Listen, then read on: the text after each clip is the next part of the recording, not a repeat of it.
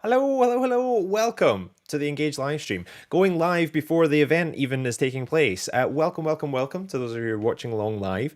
This is an opportunity to connect with the Engage conference and find out some of the pre-work that's been going on. Because if you know the NCCPE, which many of you do, you'll know they don't like to do things by half. And so, in the first kind of phase of the pandemic, when Engage moved online, they thought, well, do you know what? We normally do a 2-day conference. Let's make it all week. Let's do multiple sessions. And that worked pretty well. And then when it came round to our second online version of Engage, they thought, well, what are we going to do this time? Let's have a month-long Engage. Let's explore topics, not just for the 2 days that we're together. Let's break it up. Let's explore some engagement topics in depth and have contributions running all through October and November. So there is a lot to unpack, and that is what these Engage sessions will help you do. Find out some of the goings-ons on the pre-Engage conference and the actual Engage conference themselves. We have 4 live streams for you. We've got today, we're also back on Wednesday, and then we'll have 2 following the day's events at Engage. Your chance to put questions to some of the speakers and find out some of the backstage goings-on. Now you might be thinking, who on earth am I? Well, I'm Jamie Gallagher and I help the NCCPE do various things. I'm one of the training associates, so I am out and about in universities helping upscale the researchers and the engagement staff to do better what they already do. And I also work backstage to help Engage run smoothly, so making sure the right person's spotlighted at the right time. So I'm Jamie Gallagher and I'm an engagement trainer and consultant working with universities, charities and museums, helping them to connect with people outside of their organisations. And I will be hosting the 4 Engage live streams. If you're watching, then please do interact with us. Let us know that you are here and watching. Give us a little hello, tell us where you're joining us from. And at any point throughout the stream, thoughts, comments, questions, hopes, wishes, dreams, all into the chat box all the time. Do please connect to us and chat with us today. Now we have a packed programme, so I'm going to be quite quiet and bring up our first speaker pretty quickly. This is a chance to find out what the NCCPE have been up to this past year. What have they been focusing on? It's been a busy and complex year again, but the NCCPE have been busy. Busy is probably the most concise way I can explain it. And so we're going to be introducing our first guest, Paul Manners, the co-director of the NCCP, to tell us a little bit about what they've been focusing on for this past year and introduce the Engage conference. So let me bring Paul up onto the screen. Paul, welcome, welcome, welcome. A veteran of the Engage live stream. You've already done these before. But Paul, for people who have maybe not met you before, I imagine very few, tell us a little bit about who you are. What is it you do at the NCCP?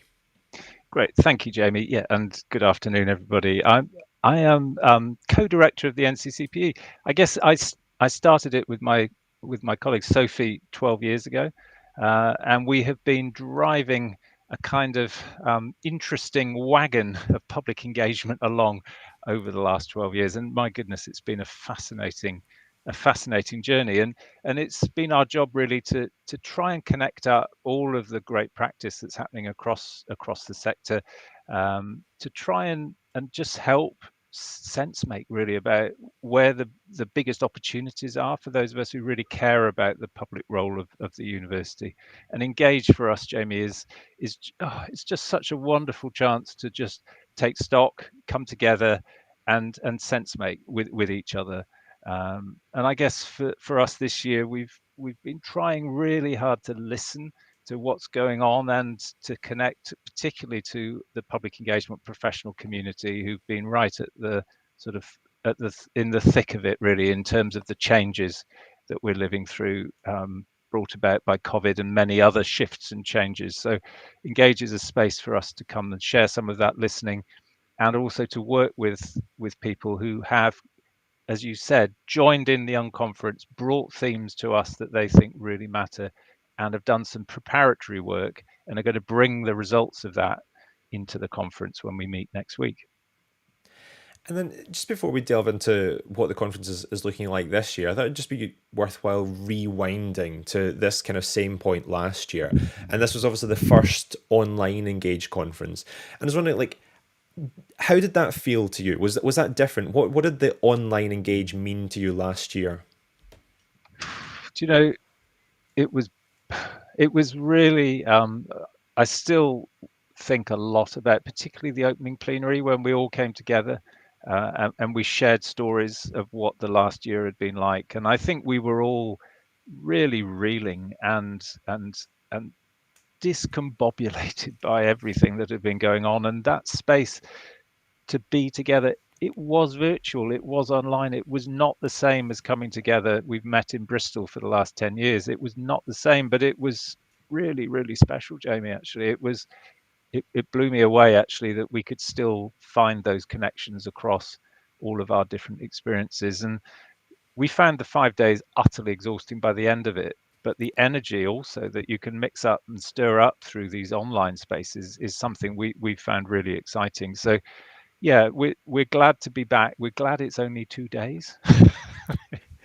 Yeah, I think it's going to give us, I think all, I think we're all tired of being online as well. I think we've spent so much of our lives in this space. It's not the same as it was last year, where it was still feeling like, a real lifeline to be online. Now I think it's becoming more of a chore. So we wanted it to be more compact. Yeah, I think for me, I think the tone and the feel of Engage is going to be different. Because as you said, we came together last year, and I didn't even really realize. I think some of the things needed said. I think a lot of people felt the need in that space to kind of like, okay, we're in the community now. These are some things I need to say, and the frustrations and the isolation we're coming through. It was actually, I felt last year Engage was very emotive. For me, there was emotions running high. Do you think this year is going to feel a little bit different? Where's engagement moving towards in Yeah. 2021? Yeah, it's such a good question, Jamie. I absolutely agree with your feelings about how last year was. I think if I had to sum it up, I think what's different about this year is actually we want to make it action oriented and action focused. I think last year we felt we just needed to be together to sense make together. The whole point of this year is to use Engage as a chance to really catalyze action, and that's why we ran the Unconference. The way we approached the Unconference was to invite our network to share with us the themes and the issues they felt most urgently needed addressing, and then to run warm-up events. You could call them that just to really bring together people to begin to work out, so this is what we feel needs to be done. So when we meet at Engage, those leaders, and we're going to hear from some of them in a minute, are bringing to us some really worked up ideas for action that we can then catalyze and move forward after Engage. So the whole feel, I think, is different and it's action focused. I love that way of kind of framing. So we're in a place of kind of just listening and sharing with each other, and you've gone into this intense period of listening around structured questions and structured theme through into the kind of action orientated engage this year. And I was wondering, can you just take us through just a little bit about what the unconference has looked like? Just tell us some of what has been happening in the run up to engage.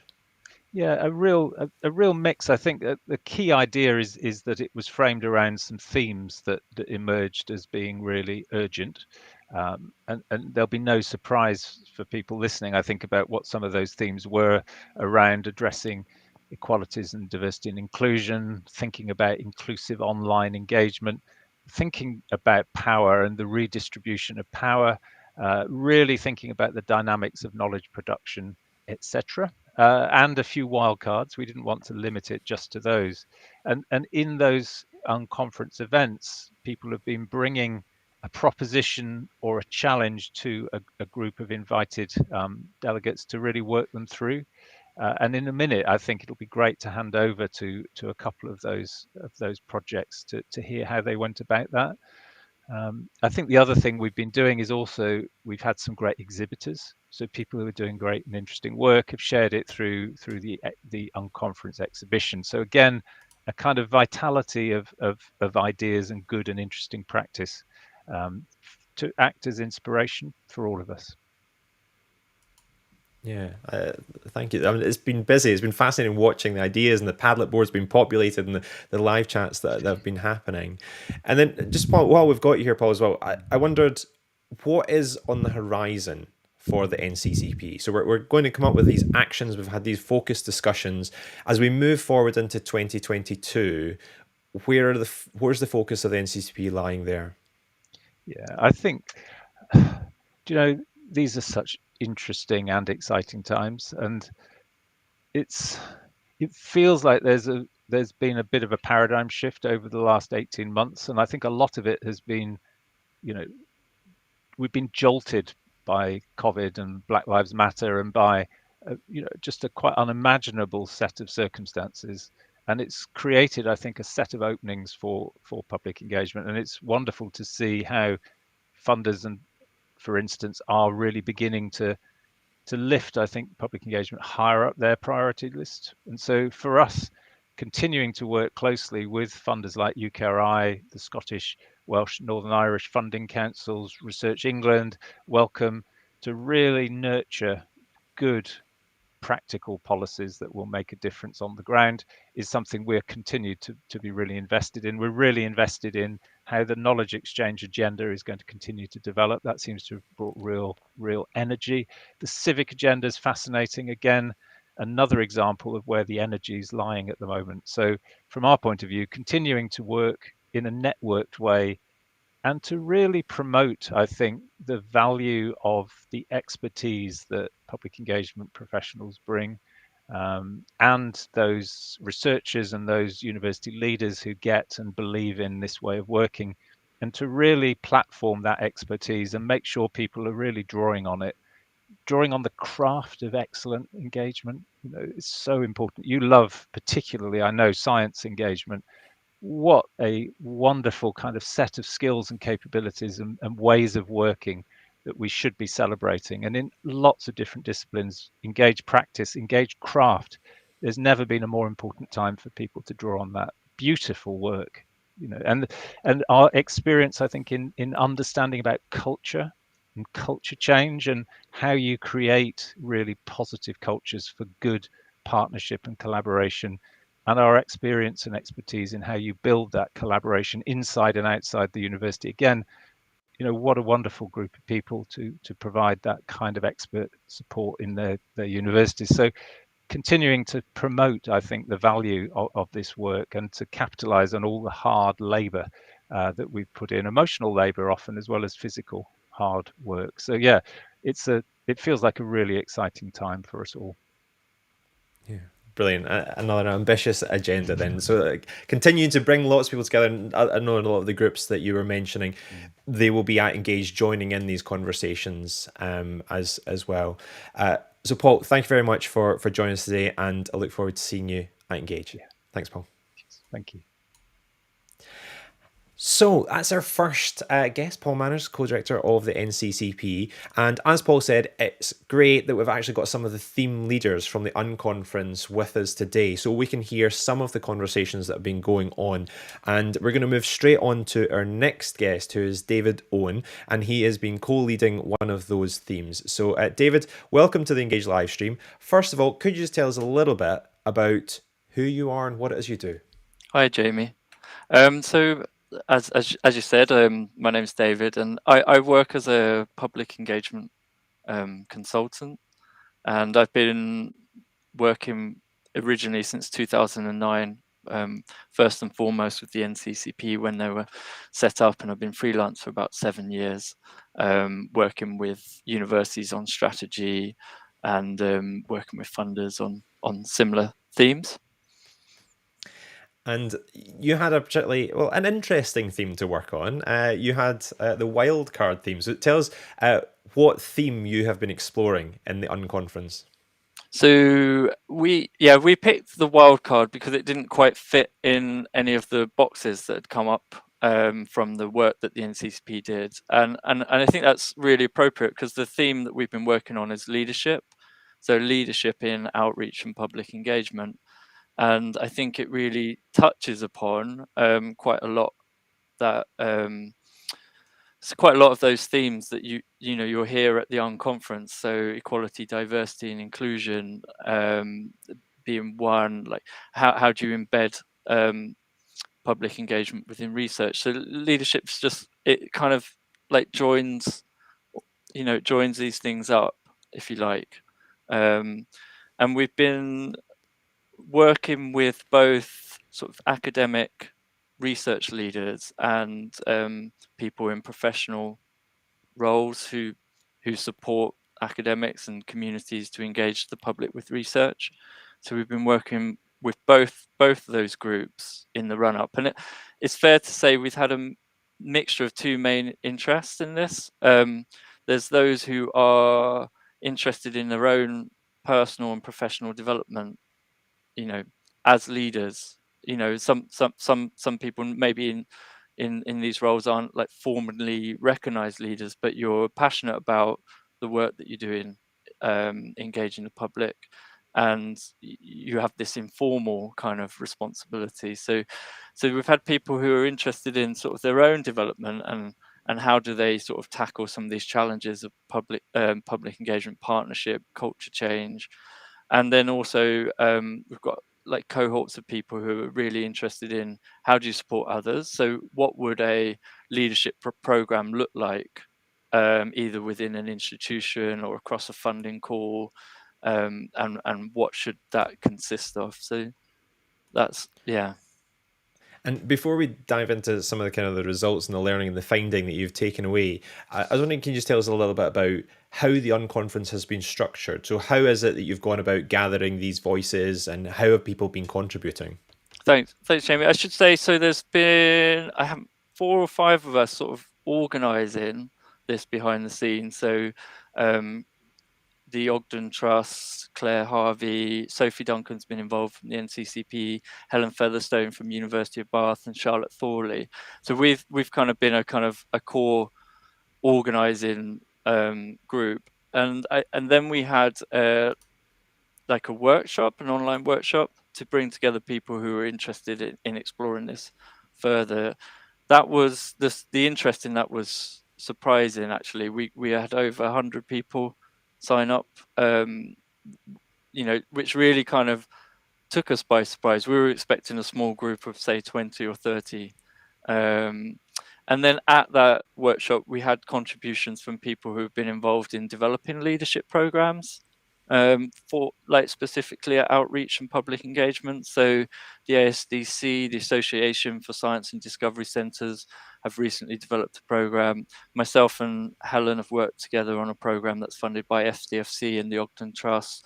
Of course, Sophie was able to share, the NCCP's work in this area through the Leadership Academy, Engage Academy, and colleagues from University of Manchester who've got a really fantastic scheme there that they've been using coaching models. So we held a workshop, and yeah, I'll let you. I'll pause there. I don't know how long, how much more to go into.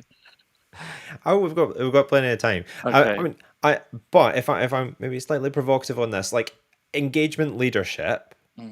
Is it there? Is it healthy? Is it disorganized? What state of leadership are we in, do you feel? I think where this has come from is it, and it's more of a question than an answer, but is it time to maybe look at how we support leaders, like, this term it came up as a sort of problematic term within the because so much of the ethos of the work that we do is collaborative. So when you're thinking about leadership, and when I'm using the word, it's it's about that collaborative leadership, working with others. And I think where this is coming from is, do we need, for example, like a leadership curriculum for people who are playing in this role, and where can these people go for their professional development? Like, is it like a peer groups, reflective sessions? Is there a need for sort of separate outside, leadership coaching, those kinds of things? So I think we're just at that point where it seemed to be, we've been doing leadership in many different shapes and forms within the sector for a long time, but what kind of program, what kind of support can we put around that? And I think that's where this is at the moment. And what voices have you heard coming out? Are there kind of common themes that emerge time and time again? This was lacking, or this was being celebrated. What did the community say about leadership? I think one of the voices that came across quite strongly was, "Am I a leader? Yes or no?"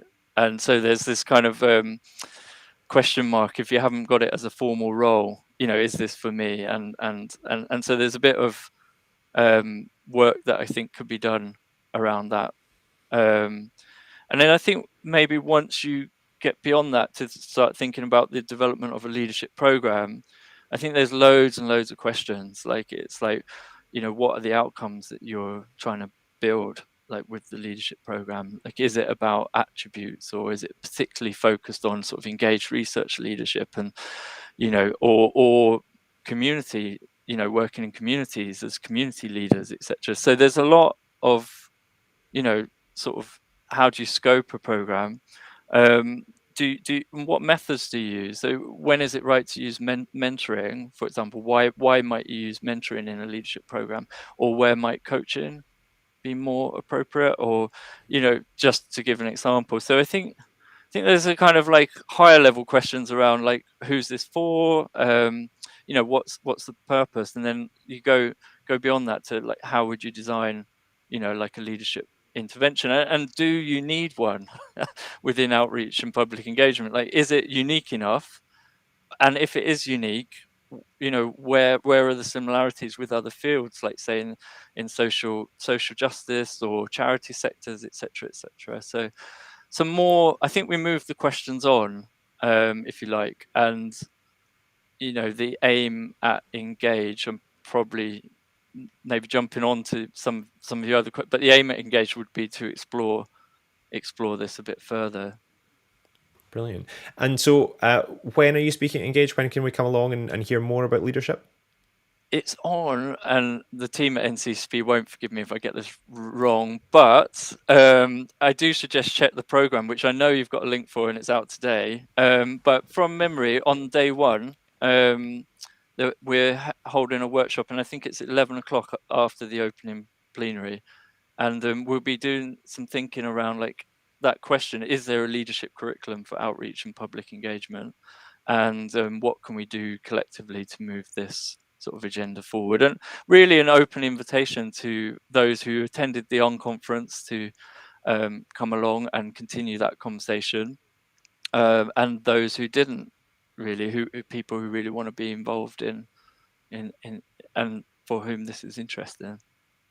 Brilliant. Thank you. So I'll be there. I'll see you then. We can find out a little bit more about what was being discovered in the Unconference, and also we can hear how people can get involved. So even if you've not been part of the Unconference, we can still join the session. And it is Wednesday at 11 till 12. Confirmed in the chat box. Your space is still safe.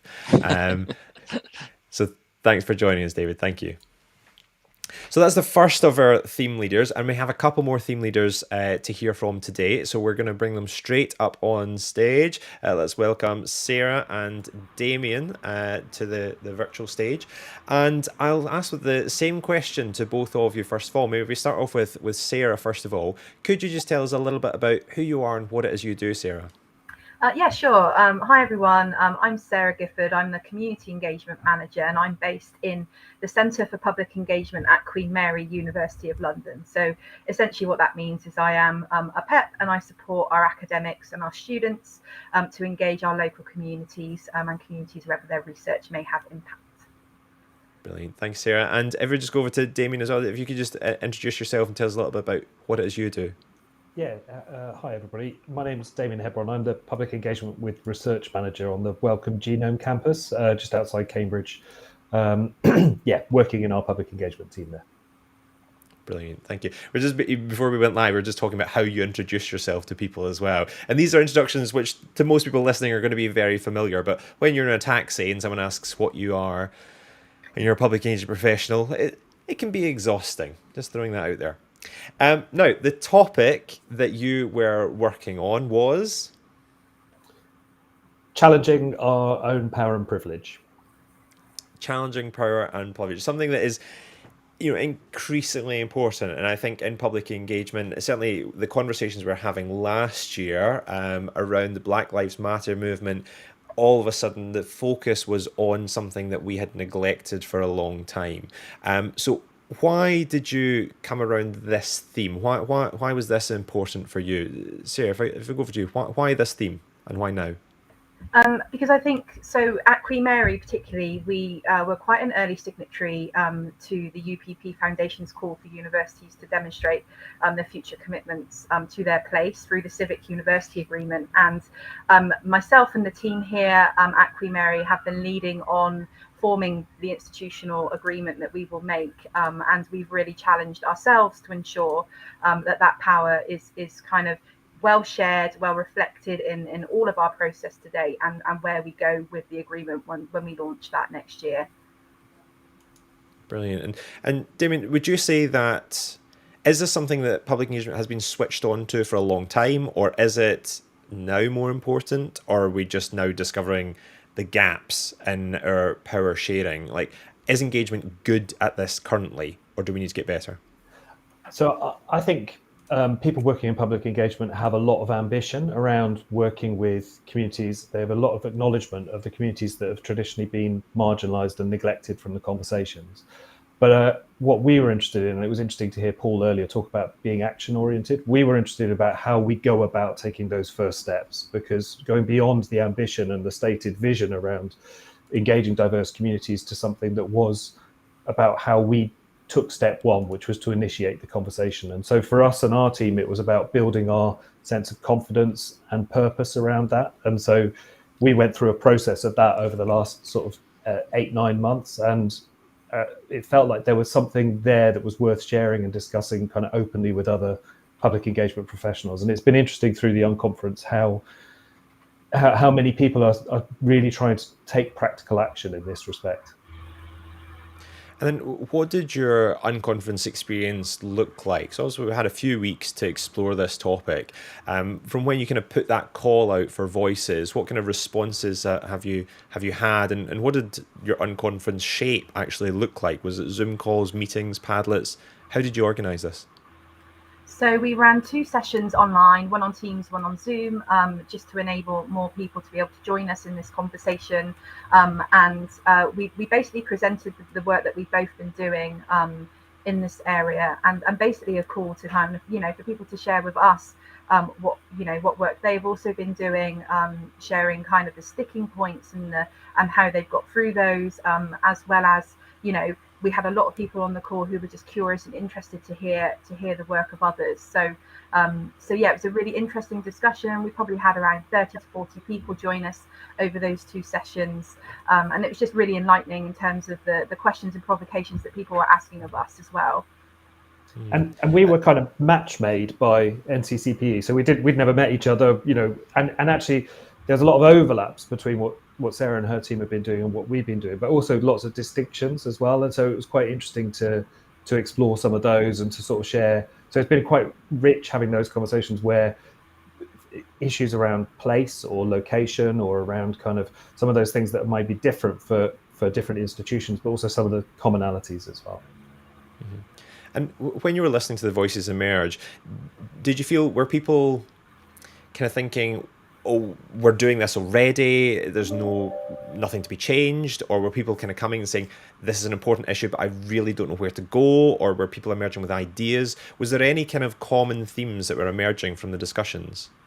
Whether they're uncertainty or determinism, or how were people feeling?